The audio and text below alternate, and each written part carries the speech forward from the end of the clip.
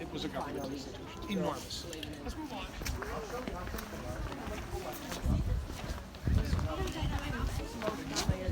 Try lifting one of them. See what happens.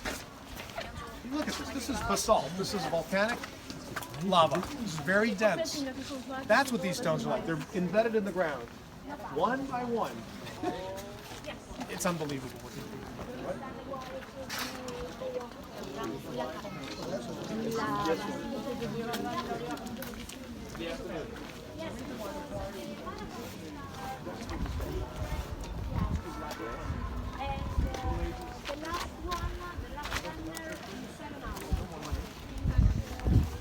The quarry was completely abandoned. And just like the Palatine Hill, what happened is that the vegetation took over. I suggest you go. Very, very slowly, all of these ruins were completely buried. But unlike the Palatine Hill, which was for the most part was not fully excavated, the Forum was. And it was excavated for 30 years between 1872 and 1900. These excavations, I can tell you very honestly, they were quite sloppy. But it's understood that they didn't have the technology that we have today that allows us to surgically excavate buildings and even use drones and all kinds of gadgets to safeguard the different layers. In this case, they broke things to see other things. They removed streets to go further and see the lower levels. You see what I'm saying? So it was a sort of compromise. What are we able to give up to see other stuff, to see further? But some of the ruins allow us to understand what the Forum was like, and certainly some of the temples and structures have survived better than others. Coming up on your right is the Temple of Valerius Rhodius. Take a look at this. This is a building. I'm going to walk over here and just see if I can. Without getting into too many details, archaeology is not a perfect science, it's not math. There is no certainty that this is indeed the Temple of Valerius Rhodius. Therefore, we refer to it as the so-called Temple of Valerius Rhodius. But let me tell you the story of Valerius Rhodius. He was a young 15-year-old man. On the right, you see another. And he drowned in the Tiber River. He went for a swim, drowned, very stupid death, which was devastating for his father, and his father was the Emperor Maxentius. And so Maxentius, to honor the memory of his son, he deified him. He made him into a god so everybody could worship him. And he built a temple. 307 is the year the temple was built. Why was it not torn down? These pagan temples usually were torn down for two reasons: to recycle the marble, and because they were pagan, and we don't want anything pagan to survive. Fair enough. But what happened is this: the Pope of Rome, Felix V, in 535 AD, so about 250 years after the temple was built, decided to consecrate the temple into a church. Can you not see the cross at the very top? So this is a functioning church, my friends. Remember that word I told you about?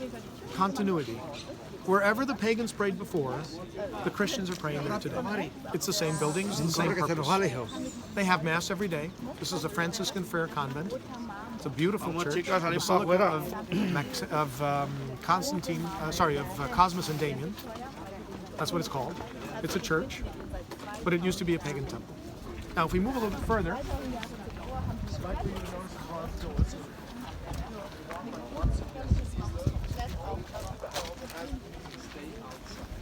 that has preserved its original doors.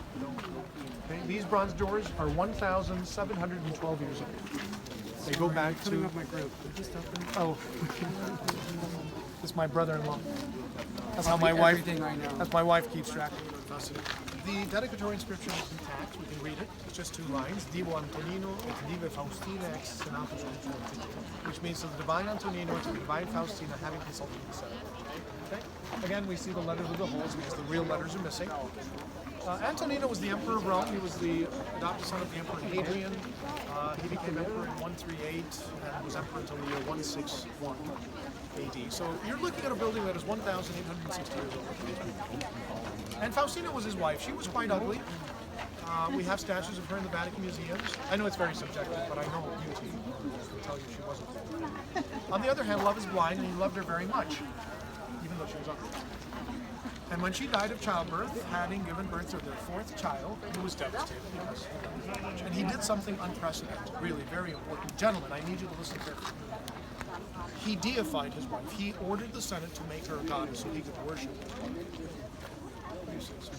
Yeah, I already do. Definitely. Yeah, I already The man is experienced. That's exactly the answer. A younger person would have said, they would say, well, I don't know, I'll see what happens. Where's Oscar? What do you think? Oh, yeah. He learned very quickly. very quick. So they built a temple for her. Imagine building a temple for your wife, actually worship. That sounds good, huh, ladies? Good. Then what happened? 20 years later, he died. And he was old. She was 36 when she died. He was 74. And so he lived long. And the Senate, they have to deify him. He's the emperor. It's not just tradition. It's law. They got to build a temple. And so they meet, they scratch their heads, say, what do we do? And then some says, well, you know what? Just put his name on top. All we need. So forget it. Let's not spend money and just, taxpayers. We'll be happy. Just put his name on top. So they added the inscription later, 20 years later. Now take a look at this temple. The columns are monolithic. You know what that word means, monolithic? Have you ever heard this word? Mono means one. Lithos means rock. So monolithic is one piece, one stone. The columns are made up of one piece of marble. They weigh about 120 tons each. They come from Greece. That marble doesn't exist in Italy. It's called Cipollino marble. Onion. We saw it in the Colosseum too. And imagine just transportation wise. It's incredible. They would put them on big barges. They would fill the barges with lentils. Beans. Like a bean bag, like a bubble wrap. And then they would feed the slaves with the beans. I mean, it all made sense. And so they tried to pull the columns down. Do you see the two lines that were chiseled? Those were to wrap ropes around, and with horses or bulls, oxen, they would try to pull the columns down. The columns are not coming down. They're just not falling because they didn't know this. In the Middle Ages, when they wanted to destroy the temple, they couldn't because the columns are connected with rebar to the architrave. There's no way to move those columns. So then they say, all right, forget about it. Let's just make it into a church. Turn it into a church. That's what they did. They consecrated, this is the Church of St. Lawrence. Look at the top, you can see the cross. But now I have a question for you. It's a puzzle. Okay, let's see if you can pass the test. You see the green door? You see there are no steps leading to that door? How do you explain that? I'll tell you right away, there were never any steps leading to that door. Okay, I'm giving you a clue. There were never any steps leading to that door, and I'll give you a second clue. That door is the entrance to the church. So how do you explain that?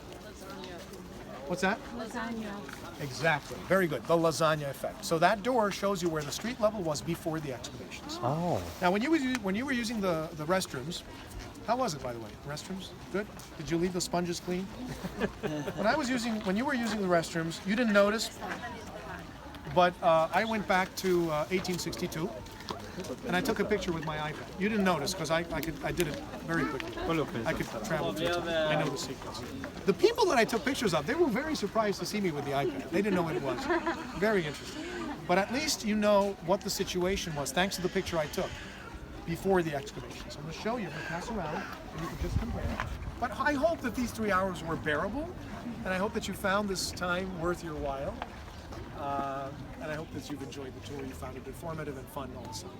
To see the world in a different way, perhaps. It's like exploring. It's like Star Trek. But instead of going forward in the future, we're going back. My name is Sev, SCV. If you get an email from Walks of Italy, or maybe on TripAdvisor, you want to write a quick comment about the tour, I'd really appreciate it. For me, it's nice and important to read your feedback. It's my only way to, communicate with you somehow.